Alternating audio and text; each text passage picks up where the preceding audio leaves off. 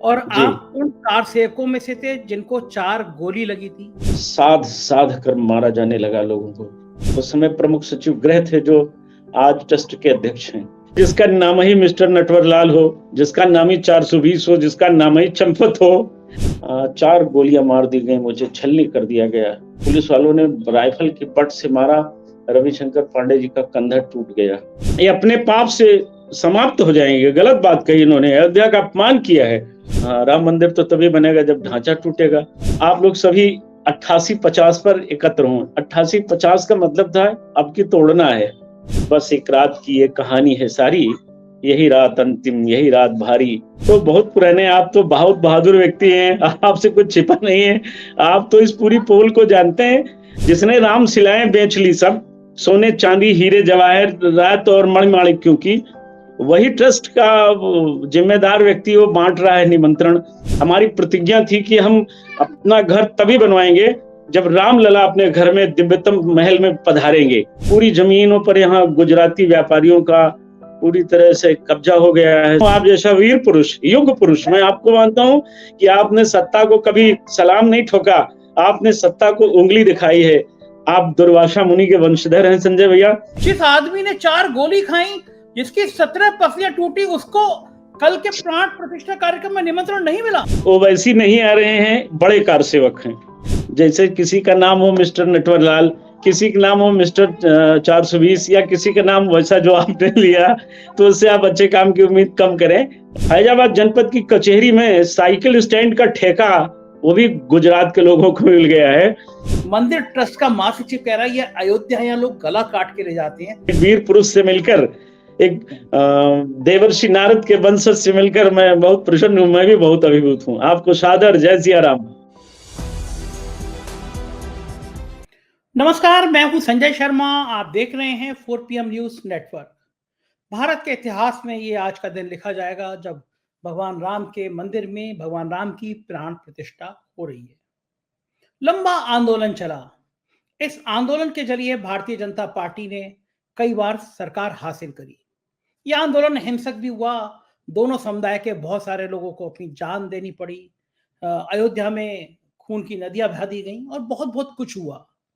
आज इस आयोजन को भव्य बनाने के लिए पूरी सरकार ने ताकत झोंक दी है।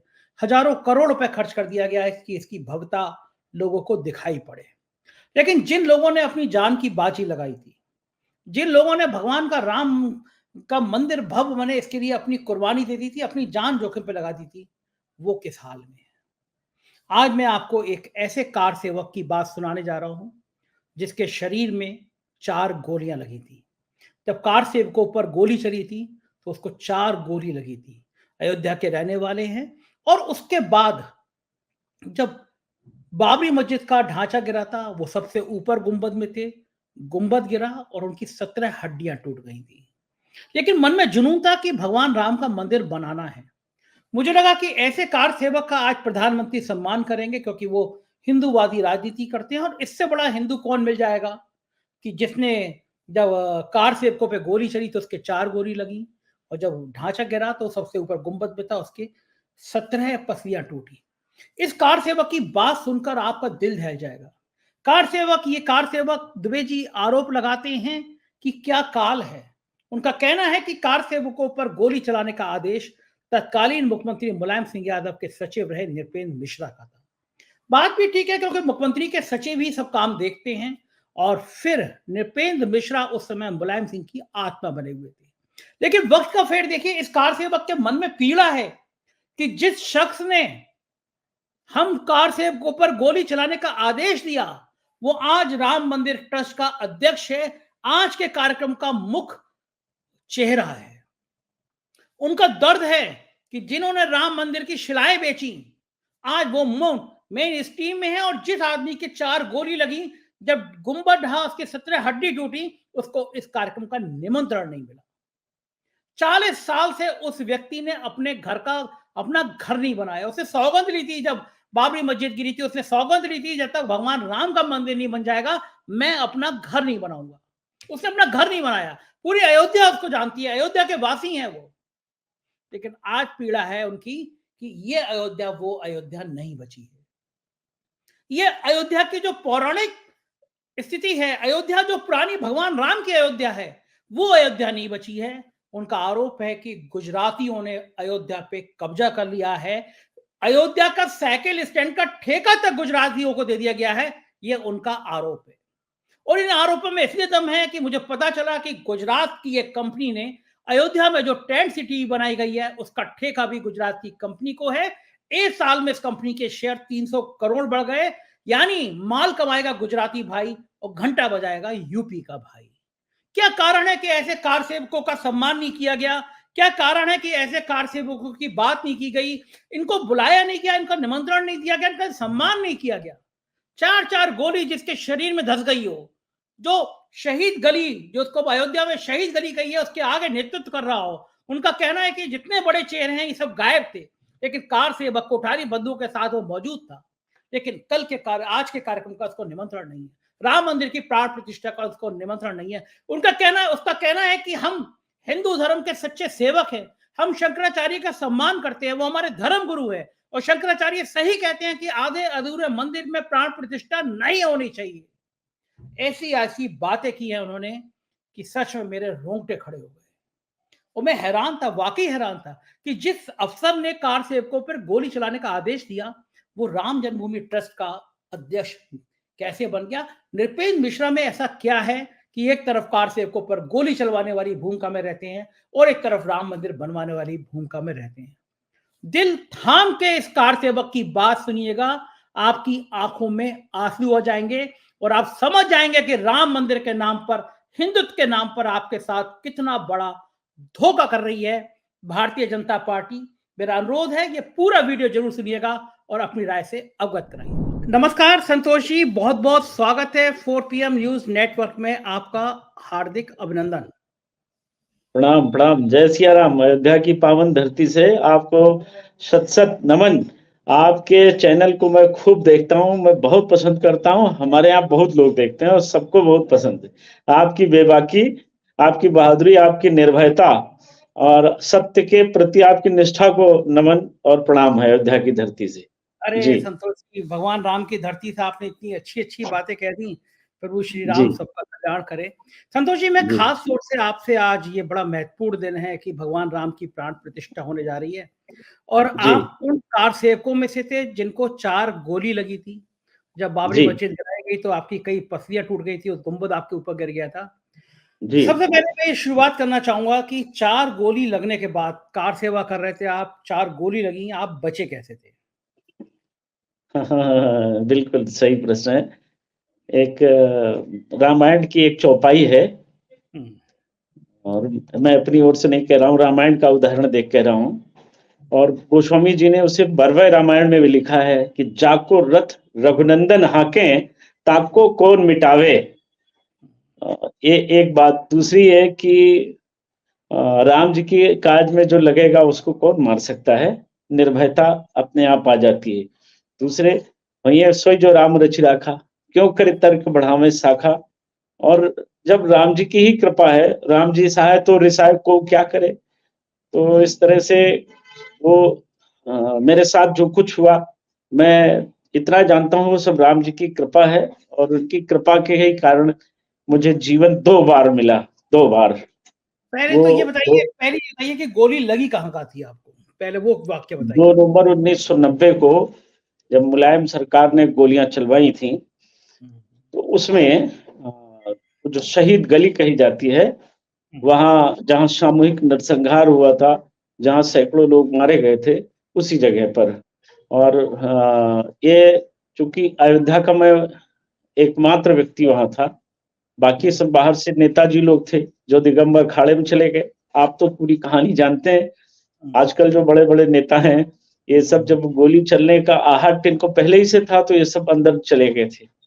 तो मैं ही आगे था, मैं और भाई रविशंकर पांडे जी, और आगे आगे हम लोग चल रहे थे, पीछे 3,500 जो भी लोग रहे हों। और उसी में ये राम कुमार कोठारी, शरद कोठारी, भाई रमेश पांडे जी, हमारे यहाँ के वही उसी मोहल्ले के निवासी थे रमेश पांडे जी। हम लोग साथ आगे आगे चल रहे थे। और एक जगह में जहाँ गोली कांड हुआ है वो तिराहा है, छोटा सा तिराहा क्या बल्कि चौराहा कहें तो दो गलियों का मिलन होता है, वहाँ चौराहा बन जाता है। वहाँ एक आईपीएस अधिकारी थे, जेएस भुल्लर, आईटीबीटी के डीआईजी थे वो, और मौके पर ही अंजू गुप्ता आईपीएस थी, नई नई थी, एडिशनल एसपी सब पोस्ट हुआ करती थी तब जनपद फैजाबाद में, वो भी थी, और तमाम पुलिस के लोगों का घेरा था। अब लोग कोई नारा नहीं था, वो राम नाम का संकीर्तन चल रहा था, श्री राम जय राम जय जय राम, श्री राम जय राम जय जय राम। लेकिन जब पुलिस ने बैरियर गिरा दिया और कहा आगे नहीं जाने का है, तो लोगों ने नारा लगाना शुरू कर दिया, रामलला हम आएंगे, मंदिर वहीं बनाएंगे। बस इतना ही था, ये उत्तेजना पूर्ण नारे भी नहीं थे।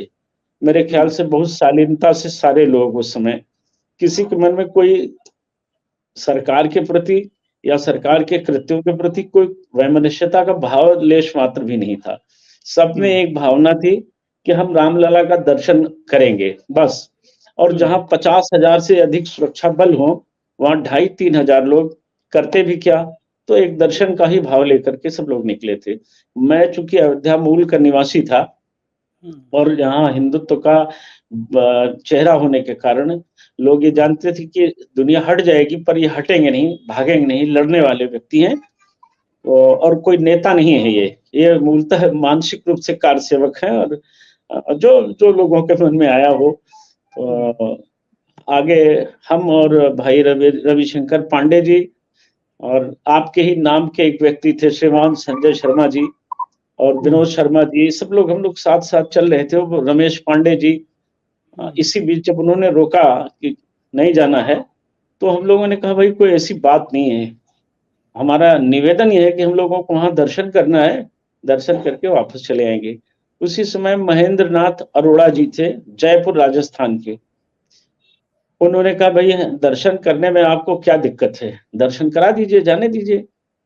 तो मेरी बांह पकड़कर जेएस भुल्लर ने कहा तुम्हें रामलला के दर्शन की बहुत शौक है, अभी सीधा दर्शन करा देते हैं तुम्हें, वहीं दर्शन कर लेना। और फिर उन्होंने कहा मारो सालों को, ये गुंडे हैं साले, ये मानेंगे नहीं। और फिर पहले आंसू गैस के गोले, फिर लाठियां, फिर गोलियां चलने लगी, साध साध कर मारा जाने लगा लोगों को। लोग, मैं आपको बता रहा हूँ, मेरे रोंगटे खड़े हो जाते हैं, वो दृश्य जो आंखों के सामने आता है। तो नेताओं पर भी आक्रोश है कि ये कृत्य करने वाले लोग आज इसी ट्रस्ट में शामिल हैं। उस समय प्रमुख सचिव गृह थे जो आज ट्रस्ट के अध्यक्ष हैं, और मुलायम सिंह। कौन, किसकी बात कर रहे हैं आप जान रहे हैं, जो इस समय ट्रस्ट के अध्यक्ष हैं, नृपेंद्र मिश्रा। उस समय प्रमुख सचिव गृह यही थे और मुख्यमंत्री के सचिव जिम्मेदारी जी। तो और मुलायम सिंह की सरकार थी, आदेश हो गया, गोलियां चलने लगी, धड़ाधड़ लाशें गिरने लगी। मेरे ही देखते देखते मेरे बहुत प्यारे मित्र थे भाई रमेश पांडे जी, उनको गोली लगी और 2 मंजिले पर थे, वो गिर गए।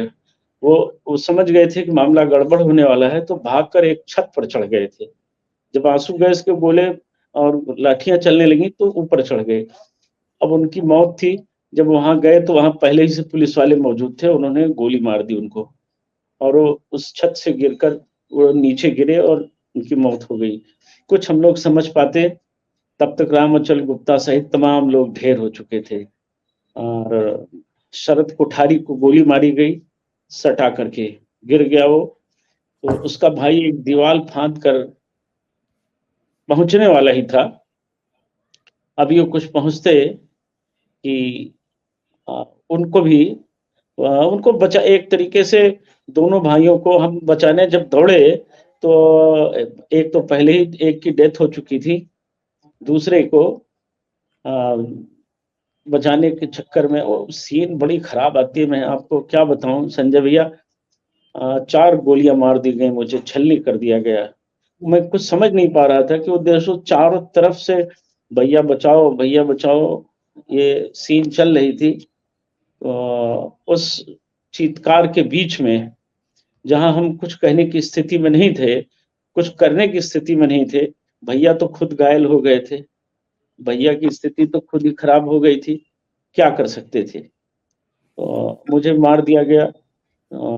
उस दर्द को, उस पीड़ा को, जो आंखों के सामने हमारे सब कुछ हुआ था, मैं आपसे क्या कहूँ, क्या स्थिति रही मेरी। दर्द, बहुत किसी दर्द। तरह से अच्छा ये किसी तरह बताइए से संतोषी, ये बताइए मुझे आप कि जिस समय ये गोली चल रही थी, आप लोग आपके भी 4 गोली लग गई थी। ये जो बड़े नेता हैं, लाल कृष्ण आडवाणी, साध्वी रितंबरा, विनय कटियार, ये सब कहाँ थे उस समय?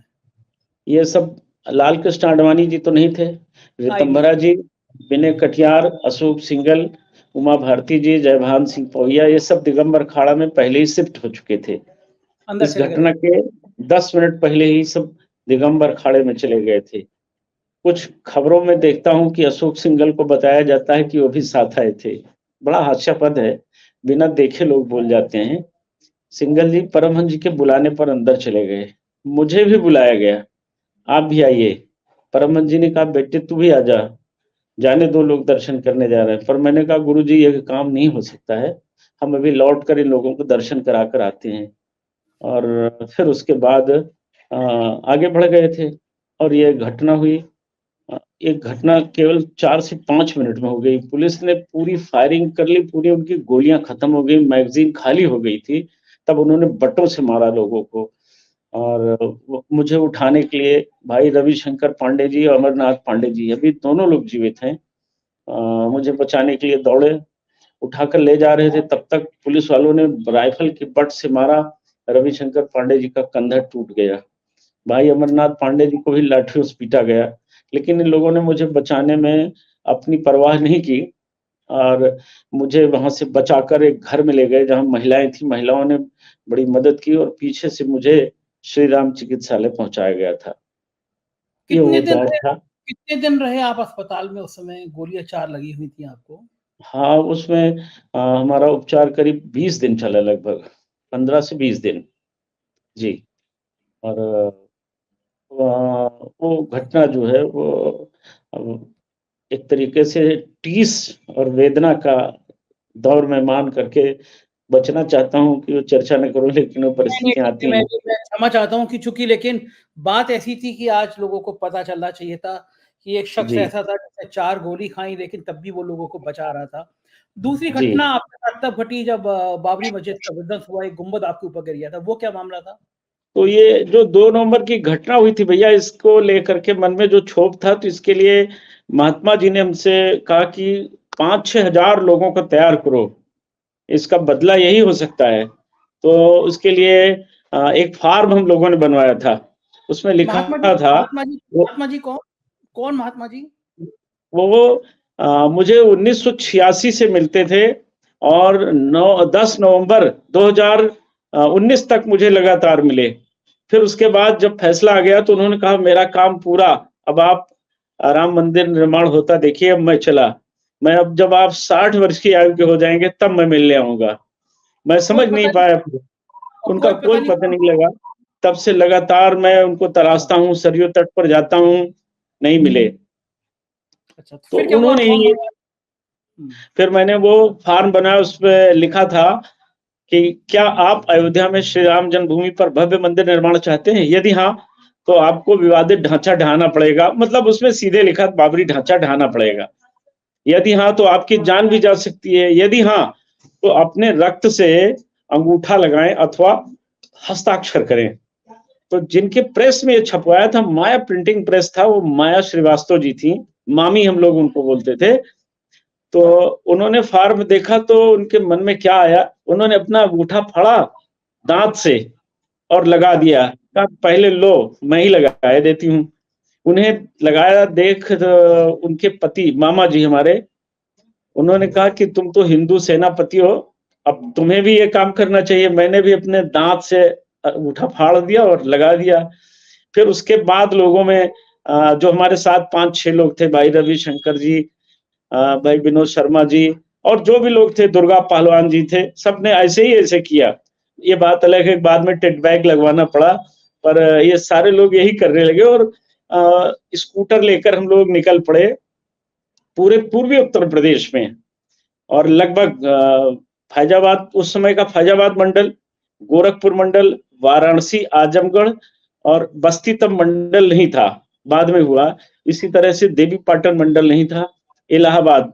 इन मंडलों में हम लोग करीब 32-33 जिलों में 1000 महिलाओं और 4000 पुरुषों को इसमें जोड़ा गया। बहुत बुद्धिमान लोगों को शर्मा जी इसलिए नहीं जोड़ पाए कि बुद्धिमान लोग होते तो वही जो दिगंबर अखाड़ा में चले गए थे वैसे सब चले जाते। तो इसलिए हम लोगों ने कालिदासों की भीड़ बनाई जो मर सकें और मार सकें आवश्यकता पड़ने पर। तो इस तरह से जब 5000 लोगों की भीड़ तैयार हो गई तो वो फार्म लेकर के और इतना सम्मान मिलता था संजय भैया, इतना सम्मान हमको मिलता था जिस गाँव में जाते हमसे पहले खबर पहुँच जाती और गाँव के लोगों को ही जोड़ना था क्योंकि प्रायः शहर के लोग गैती, सब्बल, हथौड़े ये सब नहीं चला सकते थे और वो शहर के लोग उस काम को कर भी नहीं सकते थे। इसलिए ग्रामीण अंचलों में न खुफिया एजेंसियों का भय था, न पुलिस का कोई ऐसा वातावरण था। अलबत्ता काम करने वाले गाँव में ही थे। जब ये सब तैयारी करीब पौने 2 साल, 1.5 साल जो लगा हो, पूरी हो गई है तैयारी, तब ब्रह्मदत्त द्विवेदी जी भारतीय जनता पार्टी के बहुत बड़े नेता, तत्कालीन वो राजस्व मंत्री थे और हमारे अयोध्या जनपद के प्रभारी मंत्री थे वो। मुझे व्यक्तिगत बहुत मानते जानते थे।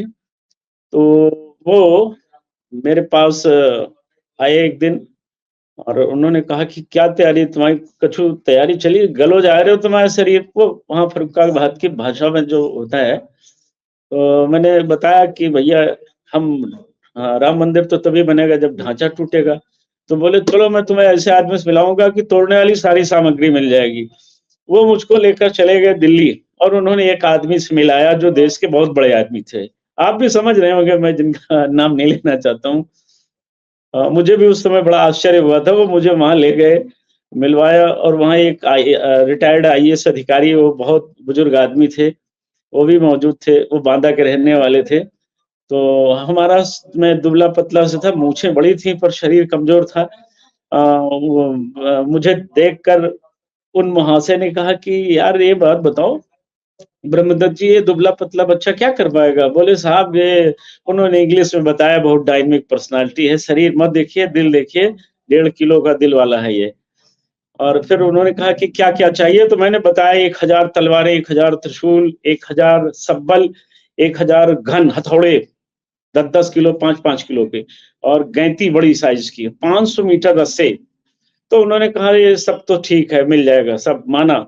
रस्सों की ज़रूरत है, माना सब्बल ज़रूरी है, मान लिया हथौड़े, मान लिया गैती, पर ये तलवारें क्या करेंगे? और त्रिशूल क्या करेंगे? कोई नरसंहार करना क्या?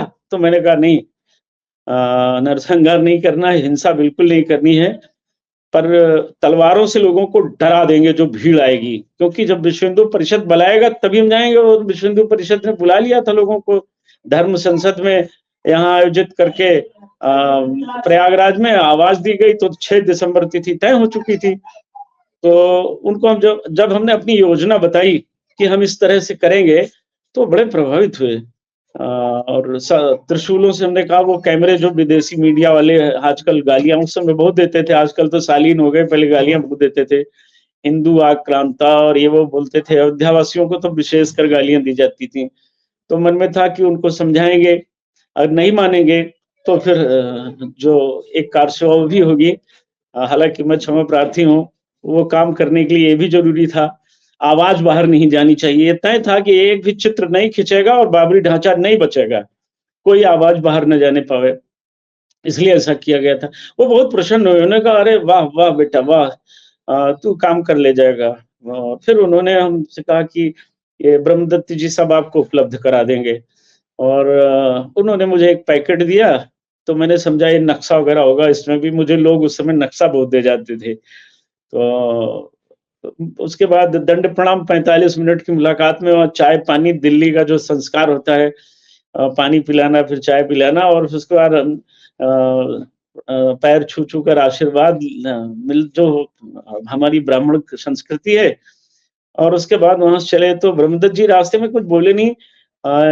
दीक्षित जी का ढाबा गजरौला में वहाँ चाय गुड़ की पीने के लिए रुके हो। तो दंड प्रणाम वहाँ भी हुआ खूब।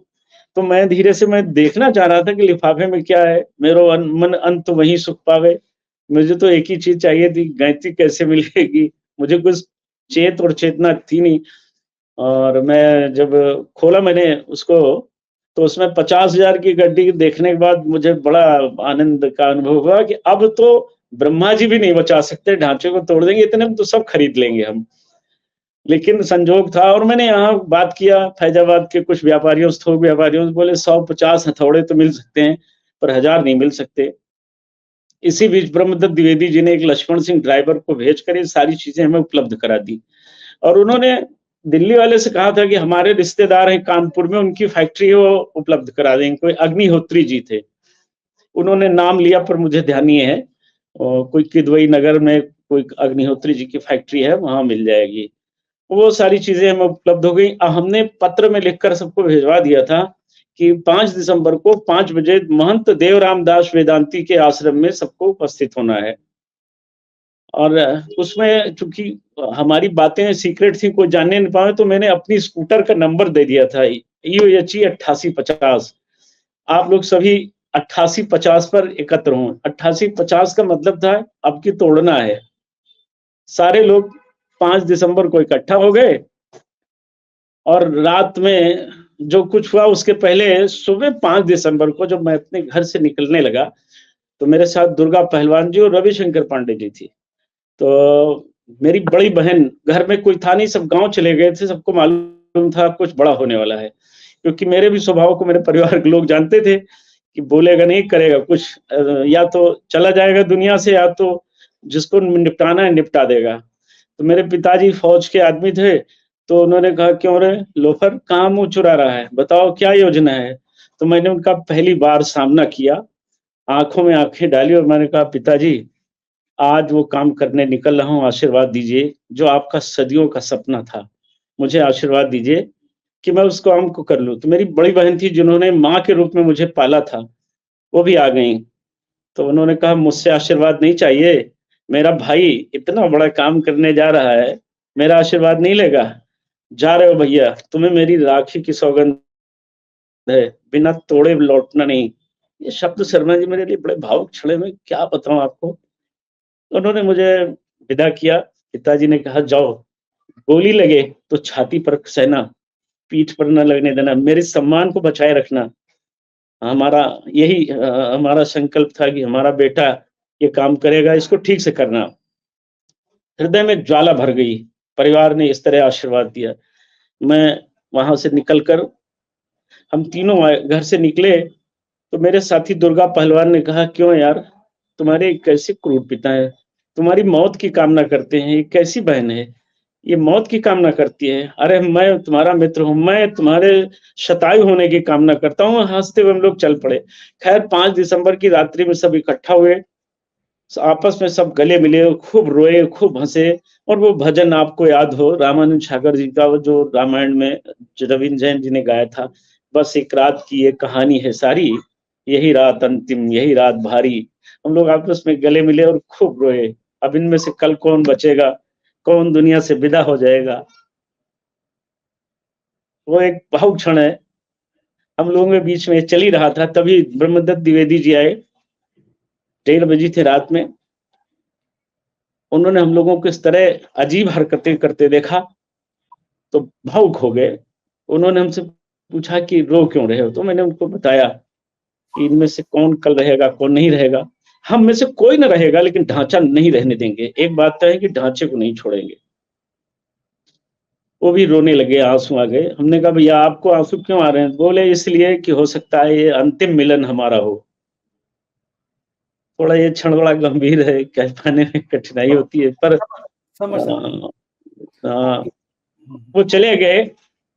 तब वेदांती जी आए, देवराम दास वेदांती जी, और उन्होंने मनोबल बढ़ाते हुए कहा हतो वा प्राप्त स्वर्गम जित्वा भोक्ष से महिम तस्मात् दुष्ट कौन्ते युद्धाय कृत निश्चय। अर्जुन को जो भगवान ने गीता में उपदेश दिया था, वही उन्होंने कहा, प्यारे बच्चों, मारे जाओगे तो स्वर्ग के दाता राम के लिए मारे जाओगे। ये शरीर तो क्षणभंगुर है, छूट जाएगा, राम के लिए छूटे। समर मरण पुण्य सुरसर तीरा, राम काज लग छुटे शरीरा। और अगर जीतोगे तो राम का मंदिर बनता देखोगे। इसलिए मां मनुष्मर युद्ध चाह, भगवान को याद करो और युद्ध के लिए जाओ। उन्होंने ही सबको दूसरे दिन 9 बजे 9:30 बजे विदा किया और कहा कि गुरु का आदेश है कि बिना ढांचा तोड़े वापस मत आना। हम लोग बिल्कुल उत्साह से लबालब भरे थे। 50-50 मीटर पर एक-एक टीम तैयार की गई थी। 17 टीमें बनी थी। 250, 300 लोग एक-एक टीम में थे। वहां हम लोग पहुंच गए। ये तय हुआ था कोई जय श्री राम का नारा नहीं लगाएगा, सब हर हर महादेव का नारा लगाएंगे। दुर्गा पहलवान की आवाज 1 किलोमीटर तक गूंजती थी। उन्हीं के जिम्मे ये काम था। रस्सा फेंकने में रविशंकर पांडे जी, दिग्विजयनाथ चौबे जी, आदरणीय स्वर्गीय विनोद शर्मा जी, मोम प्रकाश यादव जी, निरंकार मिश्रा जी, लोगों की ड्यूटी थी। जो जगत गुरु शंकराचार्य स्वामी स्वरूपानंद जी के शिष्य थे, जिन्होंने ट्रेनिंग दिलाई थी, मामा जी, वे भी वहां हम लोगों को पहुंचाने गए थे और वे महाराज जी भी वहां तक आए थे। फिर जैसे ही वहां नारा लगना शुरू हुआ, हर हर महादेव, हर हर महादेव, प्रलयंकारी नारा गूंजने लगा, तब कैमरे भी चमकने लगे। तो तलवार वालों ने खींचकर तलवार म्यान से साए साए बाहर निकली, तो जो राष्ट्रीय स्वयंसेवक संघ के कार्यकर्ता जाने नहीं दे रहे थे, पुलिस वाले जाने नहीं दे रहे थे, सब भाग खड़े हुए। एडीएम रामलला जी थे, उन्होंने कहा संतोष क्या कर रहे हो?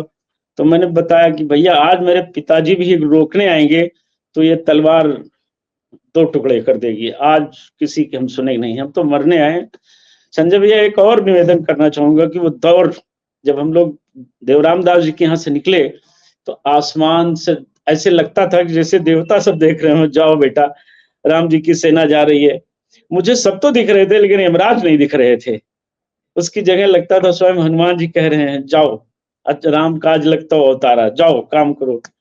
मन में एकदम कोई हाँ ये भाव नहीं आया कि मैं मरूंगा क्या होगा, तोड़ना है तो तोड़ना है। फिर जब नारा लगने लगा हर हर महादेव, हर हर महादेव, उत्साह से लबालब भरे हम लोगों ने अंदर प्रवेश किया। कैमरे तोड़ने पड़े, मैंने पहले क्षमा अगली मजबूरी थी कि राम काज के लिए भी सब उनका भी थोड़ा बलिदान चाहिए था, वो मिला। कुछ लोग उसमें चुटहिल हुए, दुख है इस बात का। फिर उसके बाद रस्सा फेंका गया, फंस गया कुछ लोग बैरिकेटिंग से। हम लोग लोकल थे, जानते थे, तो बगल में नीम का पेड़ था, आपने देखा रहा हो, पेड़ से चढ़ गए, चौड़ी दीवार थी उससे चढ़ गए और सबको ये तय था कि कोई चमड़े का कोई सामान नहीं पहनेगा, क्योंकि रामलला के ऊपर जाना है। वहां कैनवस का जूता, किरमिश का, और ये भी मनाही थी कि कोई कुर्ता पैजामा नहीं पहनेगा, ज्यादातर पैंट शर्ट पहनेगा। मैंने स्वयं पहन रखा था और सब गमछा या मफलर बांध रखे, तो उसी में गैती और हथौड़े सब्बल खोस रखा था, दोनों हाथ खाली रहे, चढ़ने में दिक्कत न हो। इस तरह हम लोग करीब 11:30-12 बजे सब पूरा कब्जा हो गया। 4-5 लोगों की टीम लगाई गई थी जो भाषण वीर, मंच पर रामलला हम आएंगे, मंदिर नहीं बनाएंगे वाले लोग थे, जो नेताजी लोग थे। तो जब तक उमा भारती और बहन रितंभरा जी बोली, रितंभरा जी ने बढ़िया आवाज लगाई, राघव के रणवीरों, तुम्हें राम की ही सौगंध बिना तोड़े उतरना नहीं है, ये मौका मिलेगा नहीं। उमा जी ने भी ऐसे ही नारे दिए। और ब्रह्मदत्त द्विवेदी जी मंच पर बैठे ललकारते थे, शाबाश शेरों शाबाश। और बैकुंठ लाल शर्मा जी दिल्ली पूर्वी से भारतीय जनता पार्टी के सांसद थे, बड़ी बड़ी मूछों वाले, आपको याद हो बाद में सिख हो गए थे, शेर सिंह नाम रख लिया था। वो खड़े हुए माइक छीन लिया, उन्होंने कहा जीता रहे भारत, भारत माता का पुत्र, बिना तोड़े उतरना नहीं, शाबाश शेरों शाबाश शेरों। उनसे माइक विजयराजे सिंधिया जी ने छीना और वो धिक्कारने लगी हम लोगों को, फिर सिंगल जी धिक्कारने लगे। तब तक इशारा किया गया, जो तार काटने वाली टीम थी उन्होंने तार काट दिया, पर भाषण वीरों को पता नहीं था कि काम हमारा पूरा हो गया है। और इतना गर्दा गुबार, वो पप्पड़ उधड़ने लगी, पहली लेयर टूटने लगी, गमा गम धमाधम चलने लगा हथौड़ा। लोगों को हटाया भी गया कि हटिए तभी वार हो पाएगा। पहली लेयर नीचे से सब्बल वालों को तोड़ना था, सब्बल वाले ज्यादा बुद्धिमान निकले, तेज निकले, उन्होंने नीचे से सब काट दिया। हम कालिदासों की भीड़ थी, ऊपर घन चला रहे थे। आप गुंबद के ऊपर थे? जी जी। अब सेनापति को तो वही जाना चाहिए, मौत आवे तो उसको डरना नहीं चाहिए। तो इस तरह से 1-1:30 बजे एक गिरा, फिर 2-2:30 बजे दूसरा गिरा, और 4:30 या 4:45 जो रहा वो, बीच वाले गुंबद को, मेन जो मुख्य डोम था, चीफ डोम, उसको तोड़ने के लिए कवायद चली, मेहनत चल रही थी, रस्सा बांध दिया गया, तो कट गया था, तो जब खींचने लगे तो वो कर्व हो गया, टेढ़ा हो गया, तो उसमें इतना गैप हो गया 2.5-3 फीट का। मुझे लोग चिल्लाने लगे, सावित्री पाठक थी बस्ती की, चिल्लाई, वो लाउड हेलर लेकर के आई थी, वो चिल्लाई, भैया उतर आओ, गिरने वाला है ढांचा। पर मन में ये भाव था कि कहीं ऐसा ना हो कि हम नीचे उतर आए और फिर बचा रह जाए। इसलिए मैं उतरा नहीं और सोच ही रहा था कि पवन गुप्ता राजस्थान का था, वो नीचे आ गया, वो गिरा, फिर मैं गिर गया। उसके बाद भर-भरा कर वो बैठ गया, पूरा गुम्बद गोल वाला हिस्सा बैठ गया। आपके ऊपर गिरा? और जी, तो उसका बड़ा हिस्सा जब वो गिरा तो टूट गया, कई टुकड़े हुए, तो बड़ा टुकड़ा वो मेरे ऊपर गिरा। और फिर उसके बाद की स्थिति तो आप जानते हैं। कितनी पसली टूटी थी आपकी उस समय, कितनी हड्डी टूटी थी? 17 हड्डी टूटी थी जी। तो मैंने आपकी सारी बात सुनी और उस दिन का पूरा चित्रण सुना। अब मुझे बताइए, आप पे मुकदमे कितने लगाए गए थे? जी, फोन काट दो। कितने मुकदमे उस दौर में आप पर, कितने मुकदमे लिखे थे? हाँ, मुकदमे तो खूब लादे गए, जो सरकार आई मुकदमों से तो हमको भर दिया, लोगों ने पूरी झोली भर दी। तो मायावती की सरकार अब चल रहे हैं, अभी भी चल रहे हैं वो मुकदमे? हाँ, अभी भी कुछ हैं, अभी भी हैं। तो एक उसमें ये तो भारतीय जनता पार्टी की सरकार है, इसने आपके ऊपर से, आपने जिस बात को लेके बीजेपी आई, जिस राम मंदिर को लेके आई, तो जो कार सेवक थे जिनके ऊपर मुकदमे लगे, वो मुकदमे वापस नहीं हुए? नहीं, वो जो बाबरी ढांचा तोड़ने वाला मुकदमा था, वो तो उससे तो हम लोग सभी मुक्त हो गए, बाला साहब ठाकरे और हम सारे लोग थे, वो तो मुक्त हो गए। लेकिन जो और मुकदमे लादे गए थे, सभी सरकारों ने, किसी ने हम पर कोई दया नहीं की, और दया चाहिए भी नहीं थी। राम काज के लिए पैदा हुए थे, तो किसी की दया की, भीख की कोई जरूरत तो थी नहीं। और हम लोगों को ये भाव भी नहीं था कि हम किसी से कहें कि माननीय मुख्यमंत्री जी, माननीय गृह मंत्री जी, कृपा कर दीजिए, दया कीजिए। दया तो राम की चाहिए, किसी व्यक्ति की दया की क्या जरूरत है? जो खुद ही मर जाएगा एक दिन, उसकी दया की क्या जरूरत है? मरण धर्मा से कोई भिक्षा नहीं मांगी। जी, मुकदमे अभी भी चल रहे हैं? अभी भी हैं, अभी हैं, वापस किस लिए नहीं गए, अभी भी चल रहे हैं। अब मुझे मुख्य बात ये कि आज प्राण प्रतिष्ठा है, आपने सबसे ज्यादा जीवित कार सेवक अकेले आप ही बचे हैं जिनको गोली लगी थी, तो आज तो आपको निमंत्रण मिला होगा वहां पे विष्णु? नहीं, हमें निमंत्रण चाहिए, हमें निमंत्रण नहीं चाहिए, हम खुद ही निमंत्रण बांट रहे हैं। 30 जनवरी को आपको भी निवेदन कर रहे हैं। 30 जनवरी। एक मिनट, आपको के कार्यक्रम का निमंत्रण नहीं मिला? नहीं मिला। क्या बात कर रहे हैं? जिस आदमी ने 4 गोली खाई, जिसकी 17 पसलियां टूटी, उसको कल के प्राण प्रतिष्ठा कार्यक्रम में निमंत्रण नहीं मिला? नहीं, कोई निमंत्रण नहीं है। मुझे मुझे गुरेज भी नहीं है। मैं 30 जनवरी को, से ज्यादा शर्मनाक और क्या हो सकता है कि प्राण प्रतिष्ठा के कार्यक्रम में जिस कार सेवक ने 4 गोली खाई, 17 पसलियां टूटी, उसको कल के कार्यक्रम में नहीं बुलाया गया। और तमाम हीरो हीरोइन, वो हीरो जो कहते हैं कि मैं गौमांस खाता हूं, बीफ खाता हूं, उनको निमंत्रण देने के लिए विश्व हिंदू परिषद के लोग गए। तमाम हीरो हीरोइन को, उद्योगपतियों को, उनको निमंत्रण है, लेकिन इस कार सेवक को निमंत्रण नहीं है, जिस आदमी ने अपनी जान लगा के निमंत्रण पाटा। दूसरी बात, एक किरदार है जिसका आपने भी जिक्र किया, मैंने भी उससे वीडियो बनाया। मुख्यमंत्री के कार्यालय में मुख्यमंत्री का प्रमुख सचिव होता है, जो सचिव होता है वो जान होता है, आत्मा होती है। वो बताता है जिले के डीएम और एसपी, और 90 के दशक में तो ब्यूरोक्रेट इतने तेज हुआ करते थे, वो सारा नियंत्रण रखा करते थे। और मुलायम के प्रमुख सचिव थे उस समय नृपेंद्र मिश्रा, जो राम जन्मभूमि ट्रस्ट के अध्यक्ष हैं।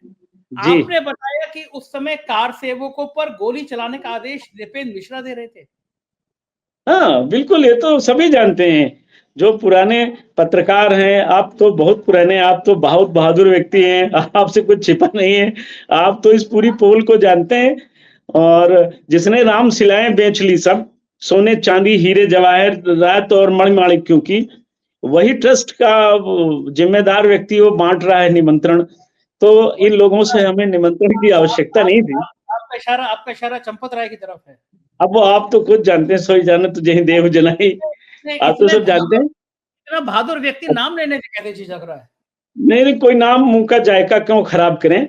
जैसे किसी का नाम हो मिस्टर नटवरलाल, किसी का नाम हो मिस्टर 420, या किसी का नाम वैसा जो आपने लिया, तो उससे आप अच्छे काम की उम्मीद कम करें।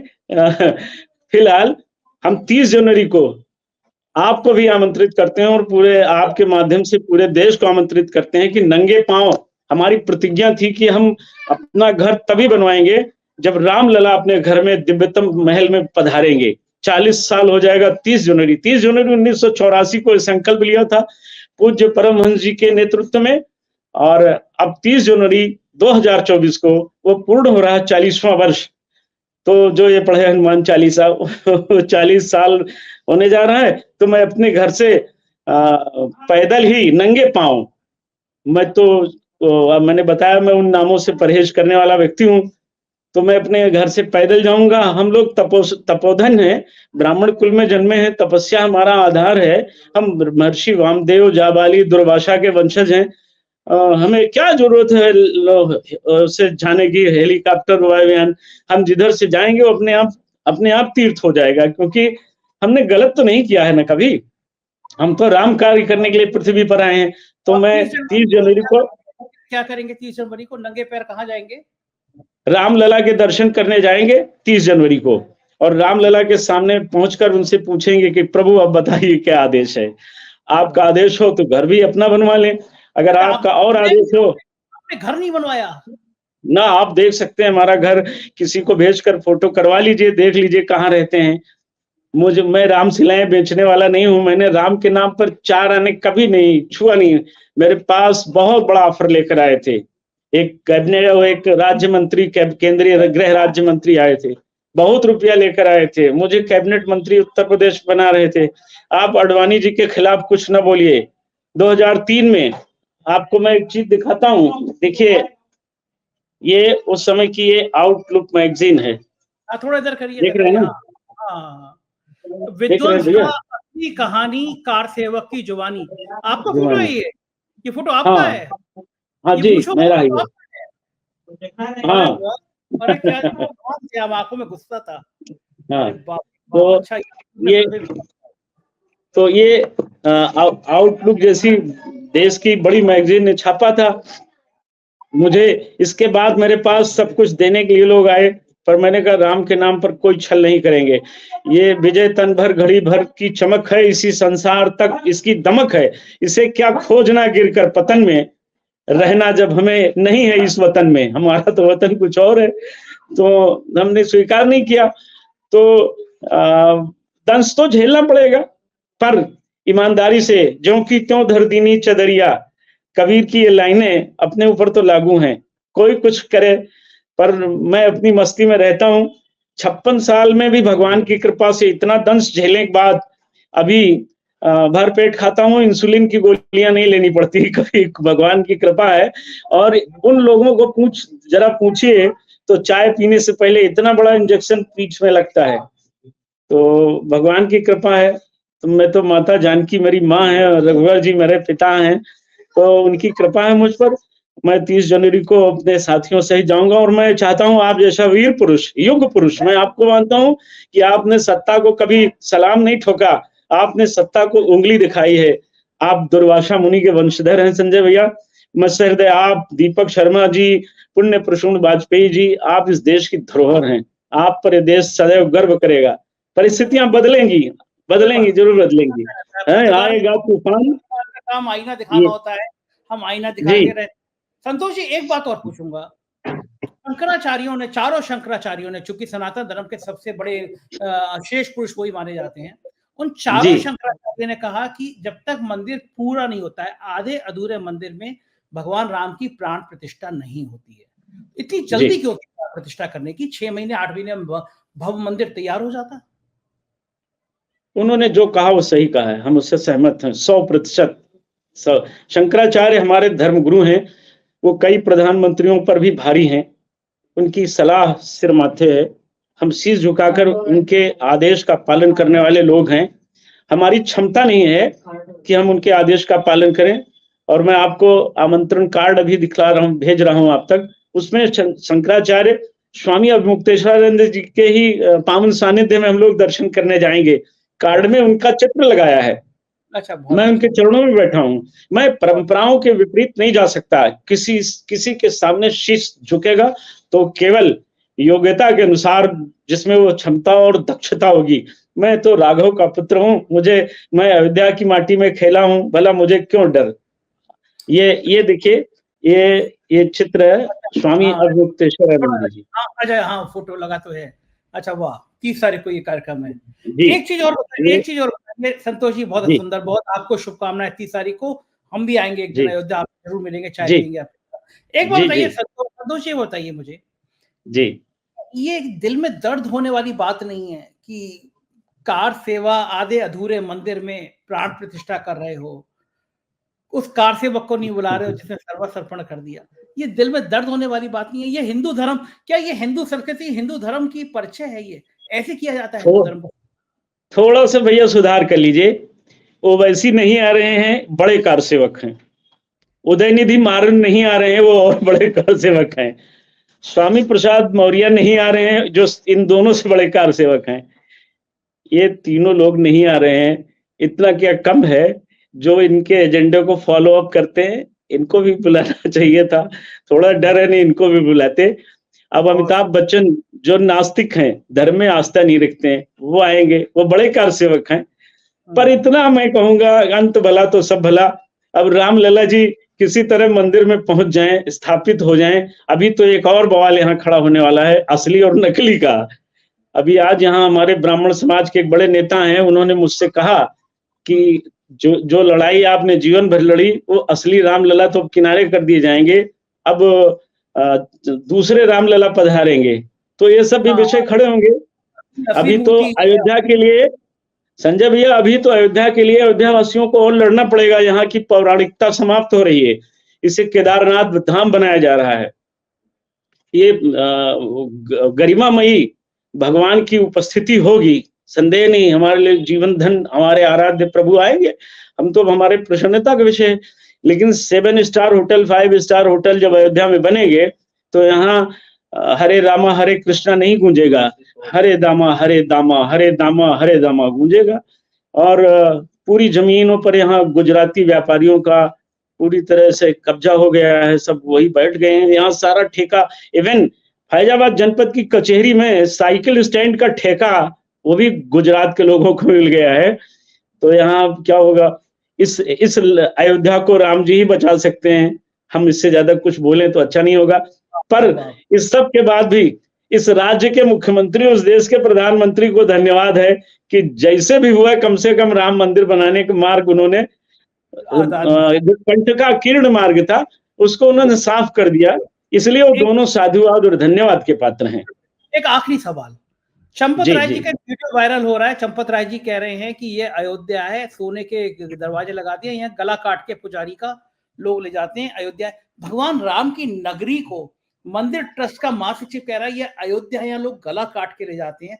अयोध्या का इतना बड़ा अपमान आप जैसे हिंदू कार सेवक के मन में कैसा, क्या अंदर से आता है? मैंने आपको पहले ही बता दिया, जिसका नाम ही मिस्टर नटवरलाल हो, जिसका नाम ही 420 हो, जिसका नाम ही चंपत हो, आप उससे क्या उम्मीद करेंगे। यथा नामे तथा गुणे, हमारी संस्कृति में एक शब्द मुहावरा है, यथा नामे तथा गुणे। अब अगर बहुत सवाल उठेंगे तो ये लोग बिल्कुल, इनका पर्दा हट जाएगा, तो ये लोग एकदम नंगे हो जाएंगे। बस ये जान लीजिए कि अब जनता इनको नंगा करेगी। अयोध्या के लोग इनको चोर नजर आते हैं, डाकू और लुटेरे नजर आते हैं, लेकिन 1250 रामशिलाएं इन्होंने ही बेची हैं चोरी से। ये मैं स्पष्ट कह रहा हूं, आपके बहुत जिम्मेदार चैनल के माध्यम से ये आवाज जाएगी। उनको पता होना चाहिए कि वो अयोध्या को अपमानित करने का जो कुत्सित प्रयत्न कर रहे हैं। यहाँ किसी मंथरा का नाम लोग नहीं जानते हैं, उस धोबी का भी नाम नहीं जानते हैं जिसने माता सीता को जंगल भिजवा दिया दोबारा। लेकिन वीर जटायु को यहाँ पूजा जाता है, जो राम के लिए अपने प्राण देता है। इन लोगों को, जिन्होंने रामशिलाएं चोरी करके बेची हैं, जिनको अयोध्या में हर अयोध्यावासी चोर नजर आता है, वस्तुतः स्वयं का भाव प्रकट करते हैं, स्वयं का भाव वो प्रकट करते हैं, जो उनके मन में चलता है वही उन्होंने प्रकट किया। सोने के लिए अगर लोग, अयोध्या के लोग किसी का गला काटते होते, तो आज भी अयोध्या में कम से कम 20 क्विंटल सोने से कम नहीं है। अगर जोड़ा गांठा जाए मंदिरों में तो 20 क्विंटल से कम नहीं है। कितनों का सिर कट गया, किसी का शीश नहीं कटा। यहाँ तो मठाधीशी के लिए भले कुछ हो जाए, महंती के लिए भले हो जाए, लेकिन सोने चांदी के लिए नहीं हुआ। सोने चांदी के लिए जिस व्यक्ति ने कहा है सोने चांदी की रामशिलाएं, तो उसी ने चोरी करके बेच दी। और खाता एक रोटी है, उससे पहले इंजेक्शन लगता है इंसुलिन का, इतना बड़ा पिछवाड़े लगता है। तो आपका यश, आपको जो यश प्रभु दे रहे हैं, इसको अपयश में न बदलें। आप जिम्मेदार पोस्ट पर हैं, महासचिव हैं, अयोध्या को गाली न दें। ये अयोध्या है, जब अयोध्या उतरती है तो प्रधानमंत्री बदल देती है, मुख्यमंत्री बदल देती है। अयोध्या ट्रस्ट, इस ट्रस्ट माने इस भ्रष्ट ट्रस्ट को बहुत देर नहीं लगेगा, ये अपने पाप से समाप्त हो जाएंगे। गलत बात कही इन्होंने, अयोध्या का अपमान किया है। अयोध्या में बहुत सी चीजें वो हो रही हैं जो नहीं होनी चाहिए। आप अयोध्या वासियों का इतना तिरस्कार हो रहा है। यहाँ कारसेवकों को 3 कारसेवक, मृतक कारसेवक अयोध्या के हैं।